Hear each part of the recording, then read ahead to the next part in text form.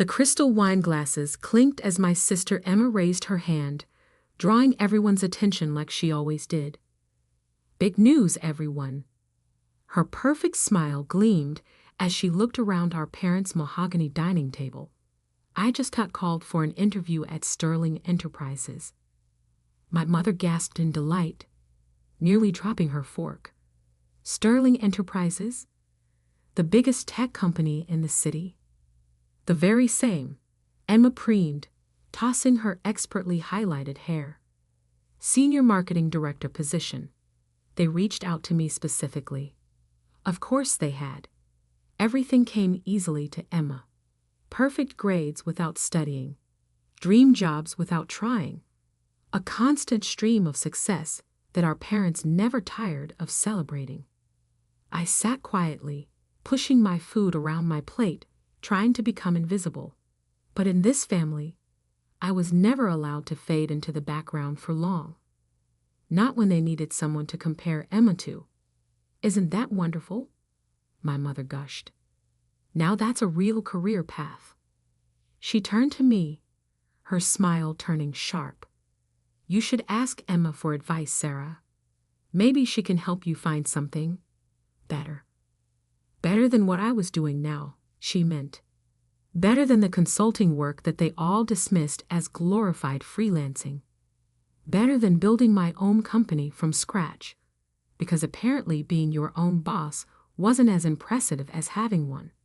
"I'm doing fine, Mom," I said quietly, but Emma was already laughing. "Oh, please, you can't even get a real job," she smirked. "How long are you going to pretend that your little consulting thing is an actual career?" My father set down his wine glass. "Emma has a point, Sarah. You're 32. It's time to get serious about your future."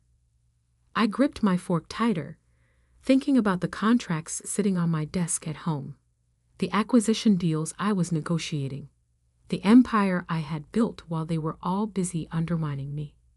"My business is doing well," I started to explain, but Emma cut me off.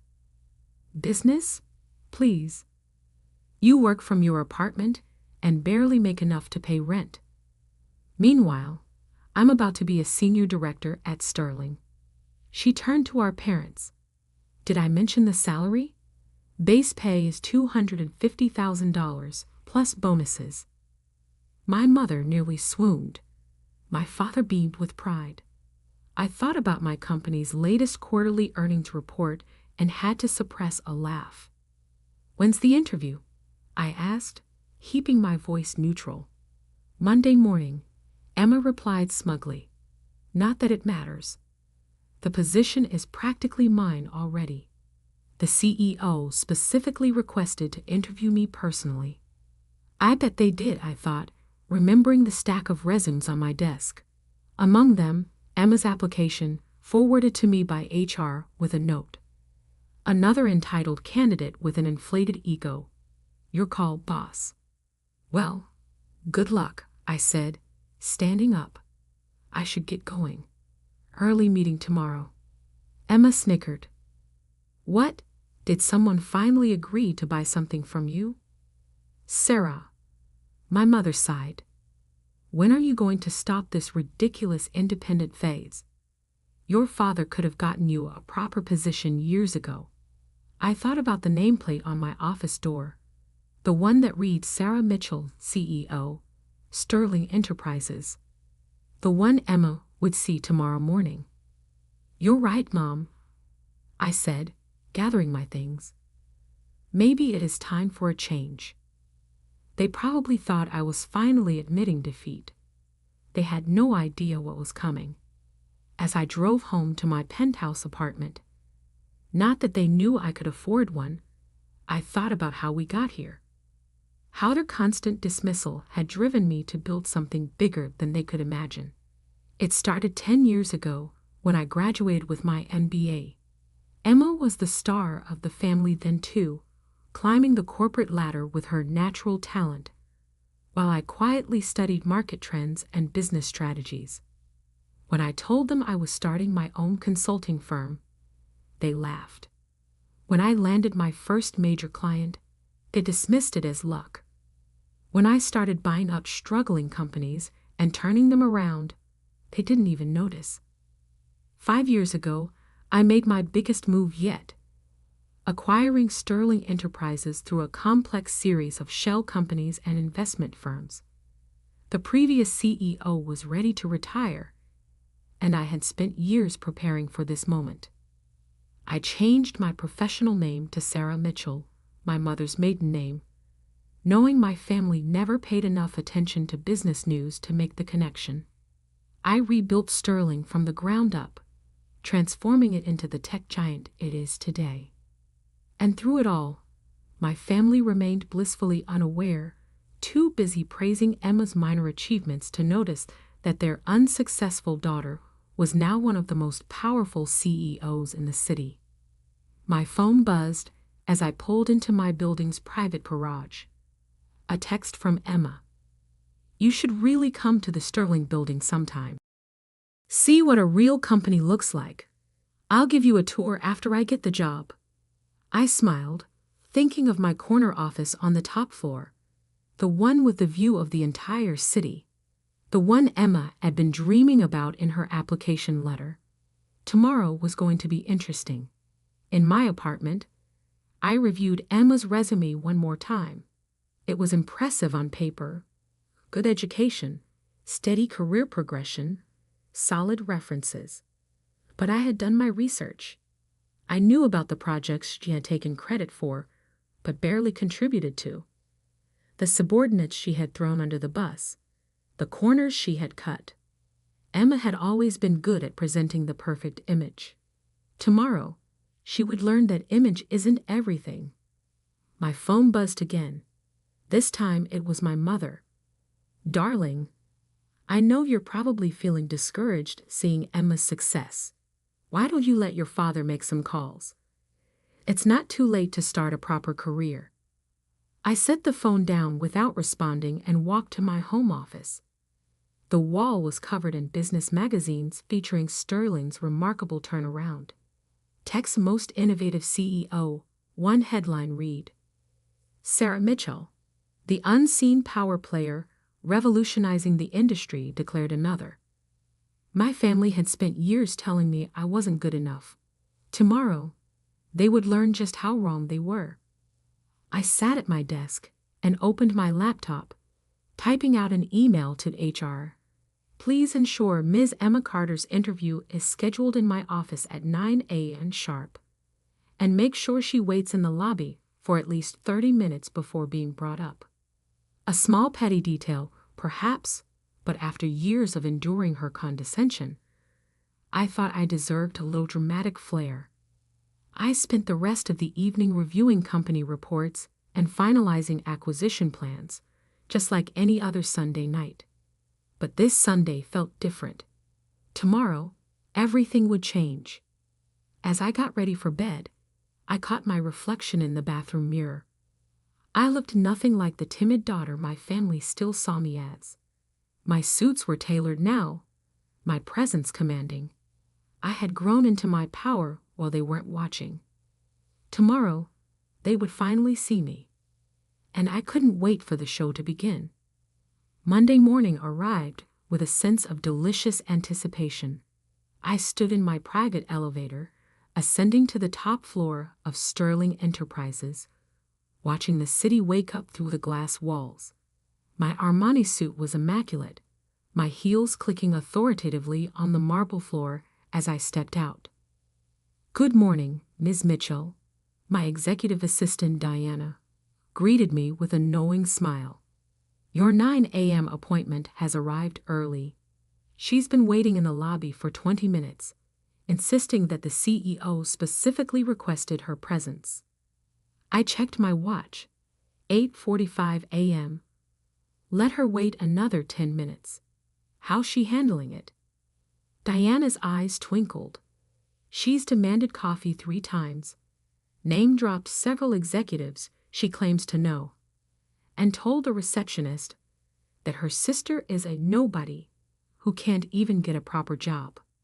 I smiled, setting my briefcase on my desk. Perfect. Has she noticed any of the magazine covers?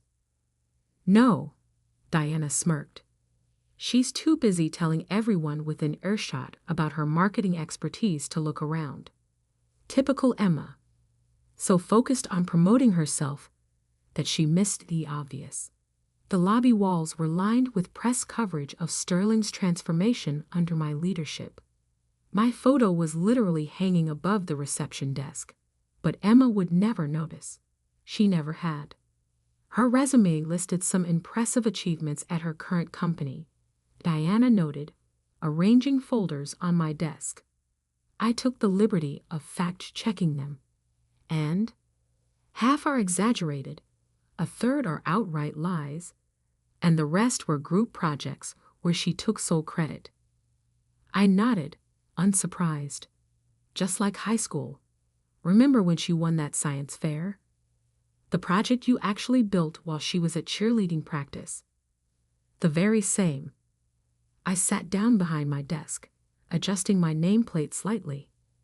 Send her up at 9 a.m. exactly. And Diana? Make sure the security team is recording the lobby and elevator cameras. I want to preserve this moment. At precisely 9 a.m., my office phone buzzed. Ms. Carter is here for her interview, Diana announced formally. Send her in.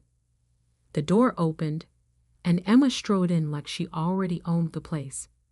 She wore an expensive but slightly too flashy suit, her confidence bordering on arrogance. Then she saw me sitting behind the CEO's desk. The color drained from her face. Sarah? She stammered, frozen in the doorway. What? What are you doing here? Good morning, Emma, I said pleasantly. Please take a seat. We have a lot to discuss about your application for the Senior Marketing Director position.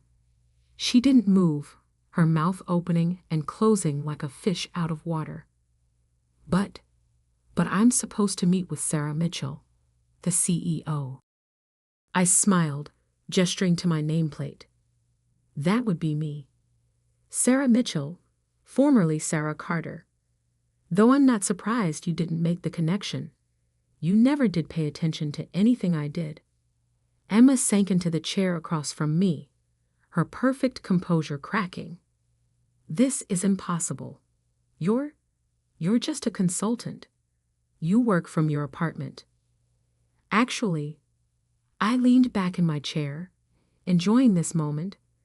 I own this building, and several others.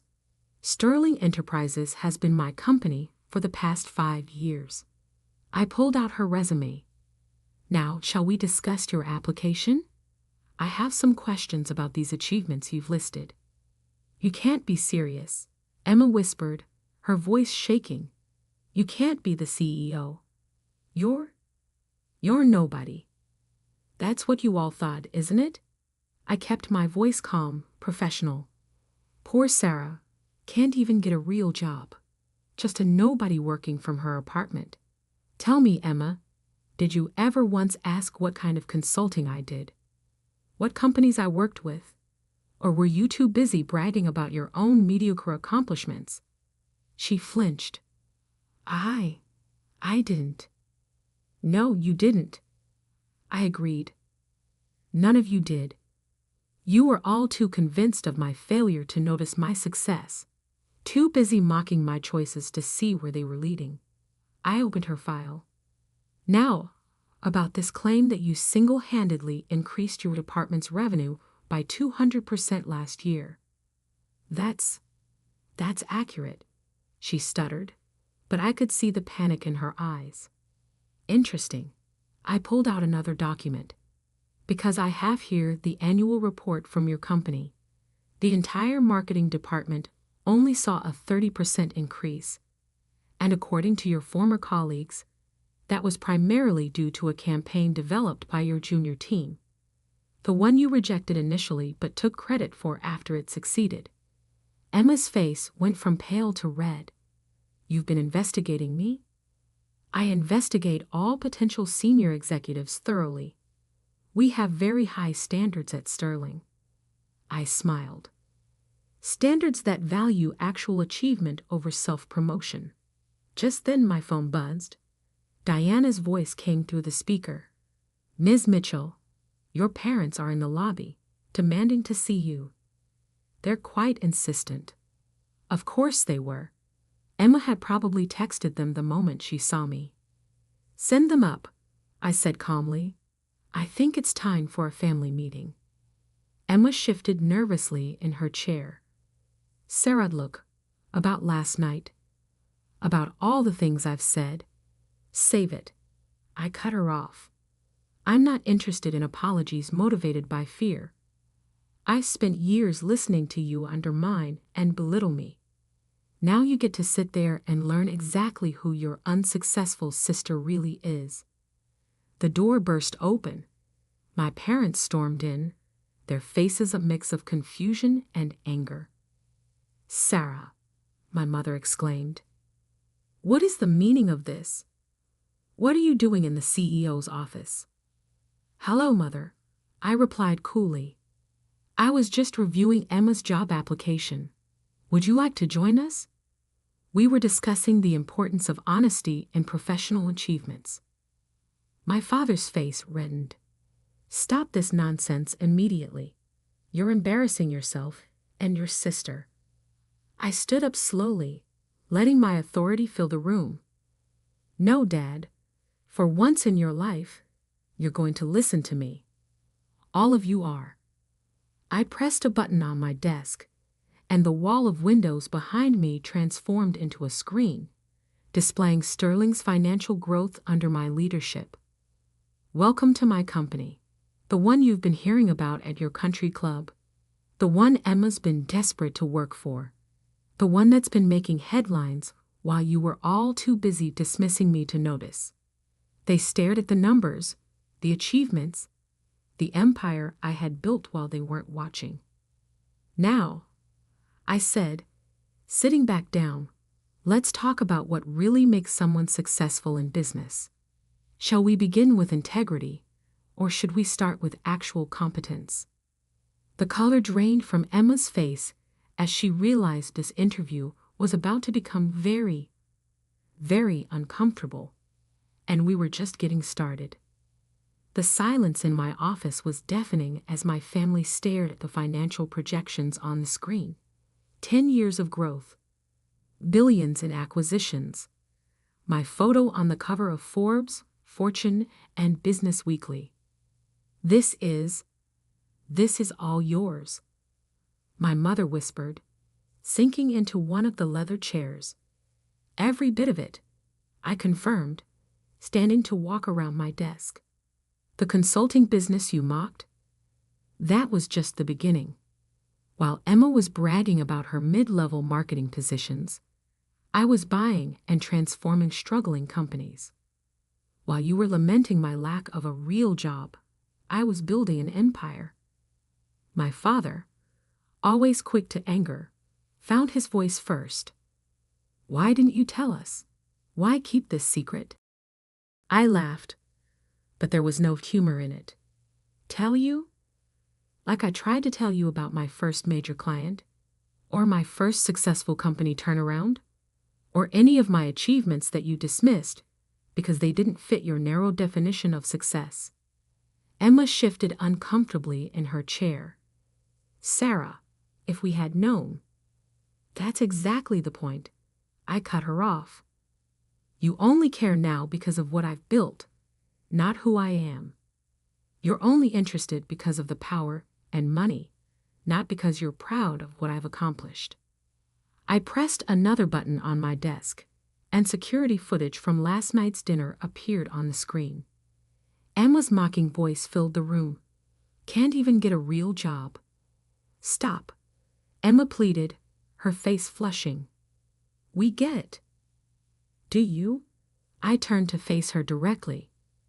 "Because I've been watching you build your career on exaggerations and stolen credit.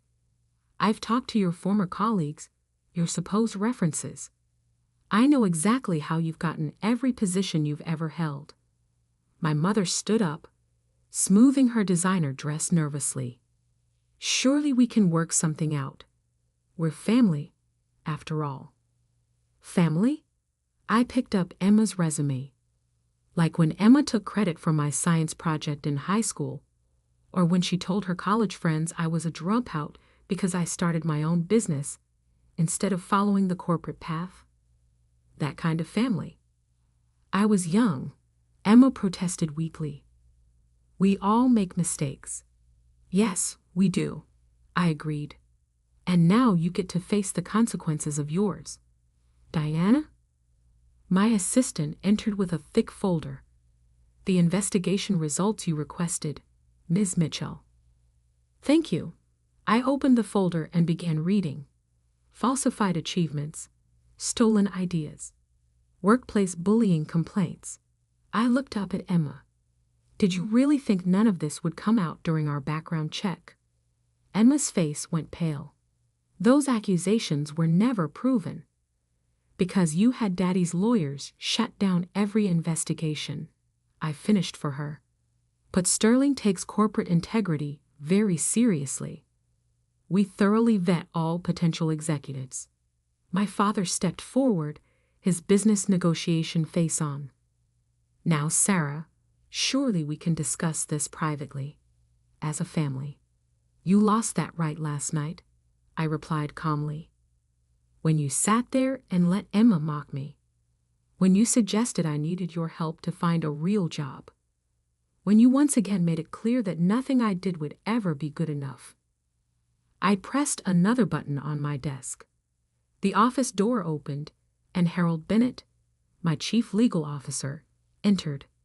Harold, please explain to my family the consequences of submitting fraudulent information on a Sterling Enterprises job application. Harold adjusted his glasses. Falsifying credentials and experience on an executive-level application is grounds for immediate rejection and potential legal action, especially if previous employers wish to pursue damages for defamation or intellectual property theft. Emma's composure cracked completely. You wouldn't. You can't. Can't what? I asked softly. Protect my company from someone with a proven history of dishonesty? Enforce our ethical standards? Or are you suggesting I should give you special treatment because we're family? Sarah, please, my mother begged. Think about what this would do to our reputation. Like you thought about mine. All those years of snide comments and dismissive attitudes. I shook my head. No, Mother. Emma's application is rejected. Furthermore, I'm forwarding our findings to her current employer. They should know exactly who they're trusting with their corporate image. Emma burst into tears, but they weren't the calculated sobs she usually used to get her way. These were real, the tears of someone finally facing consequences.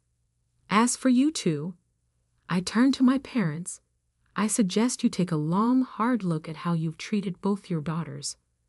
One you praised endlessly despite her dishonesty. The other you dismissed despite her integrity and success. My father's face darkened. You're enjoying this, aren't you? Humiliating your family? No, Dad. I'm not enjoying this at all. I'm doing what you should have done years ago, holding people accountable for their actions. I walked to the window, looking out at the city I now partly owned. You know what the worst part is? If any of you had shown even a moment of genuine interest in my work, you would have known about all this. My name, my full name, has been in the business news for years. But you were all too convinced of my failure to notice my success. I turned back to them. Now I have a board meeting to prepare for. Harold will escort you out. Emma, you'll receive official notification of our decision in writing. I suggest you use this as an opportunity for self-reflection. Sarah, my mother tried one last time. We can still be a family. We can work through this. I sat back down at my desk, picking up a report. We'll always be related, Mother. But family? That requires respect, support, and love. None of which you've shown me. Now, if you'll excuse me, I have a company to run." They left in silence, Emma's tears still falling, my parents' pride in shambles. As the door closed behind them, Diana entered with a cup of coffee. "Are you okay?" she asked softly.